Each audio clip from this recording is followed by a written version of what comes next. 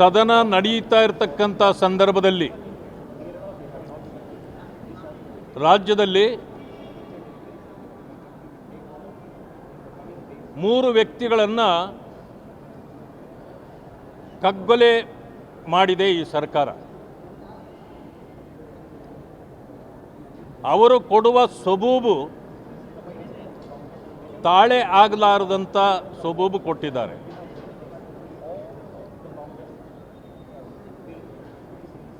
ಇವತ್ತು ಮೈನಾರಿಟಿ ಅಂತೇಳಿ ಮಾತಾಡ್ತಾರೆ. ಅದೇ ಕ್ರಿಶ್ಚಿಯನ್ ಸಮಾಜಕ್ಕೆ ಸೇರಿರ್ತಕ್ಕಂಥ 3ರನ್ನು ಎನ್ಕೌಂಟರ್ ಮಾಡಿರ್ತಕ್ಕಂಥದ್ದು ಎಷ್ಟು ಸರಿ? ಎರಡನೇ ವಿಷಯ ಏನಂತಂದರೆ, ಇದರಲ್ಲಿ ಆ ಪ್ರಾಂತ್ಯದ ಎಲ್ಲ ಜನರು ಹೇಳಿದ್ದಾರೆ, ಅವರು ಸಭ್ಯರು. ಬಹುದಿನಗಳ ಕಾಲ ಅರಣ್ಯಾಧಿಕಾರಿಗಳಿಗೂ ಅವ್ರಿಗೂ ಟಜಲ್ ನಡೀತಿತ್ತು. ಆದ್ದರಿಂದ ಅವರನ್ನು ಎನ್ಕೌಂಟರ್ ಮಾಡಿದ್ದಾರೆ ಅಂತಕ್ಕಂಥದ್ದನ್ನು ಅಲ್ಲಿಯ ಜನರೇ ಇವತ್ತು ಹೇಳ್ತಿದ್ದಾರೆ. ಈ ಸರ್ಕಾರಕ್ಕೆ ಜನರ ಪ್ರಾಣದ ಬೆಲೆಯೇ ಗೊತ್ತಿಲ್ಲ. ಆ ಕಾರಣದಿಂದ ಇವತ್ತು ಪ್ರಥಮವಾಗಿ 2 ಸದನಗಳಲ್ಲಿ ಸರ್ಕಾರ ತನ್ನ ನಿಲುವನ್ನು ಪ್ರಕಟಣೆ ಮಾಡಬೇಕು.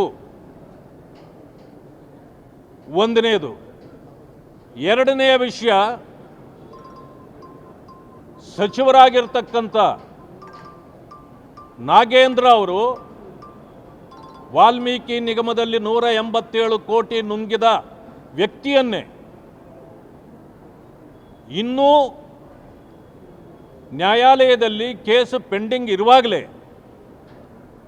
ಅವರನ್ನು ಮತ್ತೆ ಮಂತ್ರಿಮಂಡಲಕ್ಕೆ ತೆಗೆದುಕೊಂಡಿರೋದರಲ್ಲಿ ಆ ಹಣ ನುಂಗಿದ್ದು ಸರ್ಕಾರ ಮತ್ತು ಕಾಂಗ್ರೆಸ್ ಪಾರ್ಟಿ ನುಂಗಿದ ಪಾಪಕ್ಕೆ ನಾಗೇಂದ್ರ ಅವರು ಭವಿಷ್ಯ ನಮ್ಮ ಹೆಸರನ್ನ ಹೇಳ್ಬಿಡಬಾರ್ದು ಅಂತೇಳಿ ಅವರನ್ನು ಮತ್ತೆ ಮಂತ್ರಿಮಂಡಲಕ್ಕೆ ತೆಗೆದುಕೊಂಡಿದ್ದಾರೆ.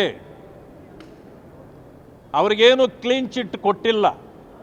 ಆದರೂ ತಗೊಂಡಿರೋದ್ರಿಂದ ಮೊದಲು ಅವರು ರಾಜೀನಾಮೆ ಕೊಡೋವರೆಗೂ ಸದನ ಮುಂದುವರಿಯೋದಿಲ್ಲ.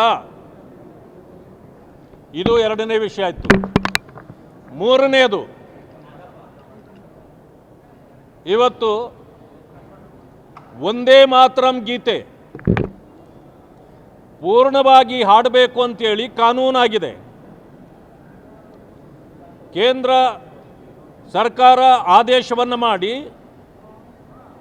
ಇಡೀ ದೇಶದಲ್ಲಿ ಇವತ್ತು ಸಂಪೂರ್ಣವಾಗಿ ಹಾಡುವ ಸಂದರ್ಭದಲ್ಲೂ ಕೂಡ ಕಾಂಗ್ರೆಸ್ಸು ಅದಕ್ಕೆ ಅಪಮಾನ ಮಾಡಿದ್ದಾರೆ, ಕಾನೂನನ್ನು ಗಾಳಿಗೆ ತೂರಿದ್ದಾರೆ. ಆ ಕಾರಣದಿಂದ ಈ ದೇಶದ ಮಹಿಳೆಯೇ ಆಗದ ಸೋನಿಯಾ ಗಾಂಧಿಯವರು,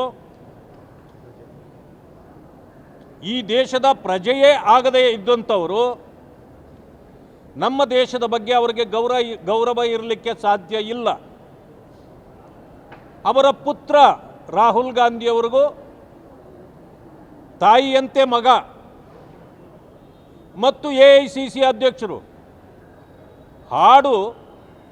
ಹಾಡುತ್ತಿರಬೇಕಾದ್ರೆ ಗೌರವದಿಂದ ನಿಂತಿರಬೇಕು. ಆದರೆ ನಿಲ್ಲಿಸಿ ಅಂಥೇಳಿ ಸೋನಿಯಾ ಗಾಂಧಿಯವರು ಇವತ್ತು ಕಾನೂನನ್ನು ತಿರಸ್ಕಾರ ಮಾಡಿರೋದ್ರಿಂದ ಈ ದೇಶದಲ್ಲಿ ಇರಲಿಕ್ಕೆ ಅವರು ಯೋಗ್ಯರಲ್ಲ. ಕೇಂದ್ರ ಸರ್ಕಾರ ಕಾನೂನು ಕ್ರಮ ಕೈಗೊಂಡು ಮಾನ್ಯ ಶ್ರೀಮತಿ ಸೋನಿಯಾ ಗಾಂಧೀಜಿ ಹಾಗೂ ರಾಹುಲ್ ಗಾಂಧೀಜಿಯವ್ರನ್ನ ಗಡೀಪಾರು ಮಾಡೋದೇ ಒಳ್ಳೆಯದು.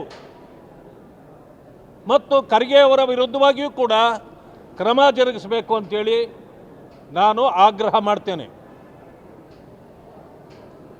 ಇನ್ನೊಂದು ವಿಷಯ ಇದೆ.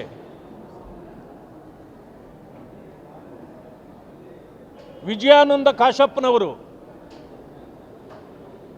ಈ ಪರಿಶಿಷ್ಟ ಜಾತಿಯವರನ್ನು ಮೋದಿಯವರ ಮೇಲಿನ ಸಿಟ್ಟಿಗೆ ಮೋದಿಯವರು ದೇಶವನ್ನು ಒಲಗೇರಿ ಮಾಡಿದ್ದಾರೆ ಅಂತೇಳಿ ಇಡೀ ದಲಿತ ಸಮುದಾಯಕ್ಕೆ ಅಪಮಾನ ಮಾಡಿದ್ದಾರೆ. ಅವರನ್ನು ಕೂಡ ಸಂಪುಟದಿಂದ ಕೈ ಬಿಡಬೇಕು ಅಂತೇಳಿ ಮಾನ್ಯ ಮುಖ್ಯಮಂತ್ರಿಗಳಲ್ಲಿ ನಾನು ಆಗ್ರಹ ಮಾಡ್ತೇನೆ. ಅವರಿಗೆ ಇಡೀ ರಾಜ್ಯದ ಜನ ಇವತ್ತು ಛೀಮಾರಿ ಆಗ್ತಿದ್ದಾರೆ. ಇದರಿಂದ ಕಾಂಗ್ರೆಸ್ಸಿನ ಮನಸ್ಥಿತಿ ದಲಿತರ ವಿರುದ್ಧವಾಗಿ ಯಾವ ರೀತಿ ಇದೆ ಅಂತಕ್ಕಂಥದ್ದನ್ನು ಕೂಡ ನಾವು ಸದನದಲ್ಲಿ ತೆಗೆಯೋರಿದ್ದೀವಿ. ಈ ಎಲ್ಲ ಕಾರಣಗಳಿಗೆ ಉತ್ತರ ಸಿಗದೇ ಇದ್ದರೆ ಈ ಸದನ ಯಾವುದೇ ಕಾರಣಕ್ಕೆ ನಡೀಲಿಕ್ಕೆ ಅವಕಾಶ ಕೊಡೋದಿಲ್ಲ ಅಂತಕ್ಕಂಥ ಮಾತನ್ನು ತಮ್ಮ ಮೂಲಕ ಹೇಳಲಿಕ್ಕೆ ಬಯಸ್ತೇನೆ.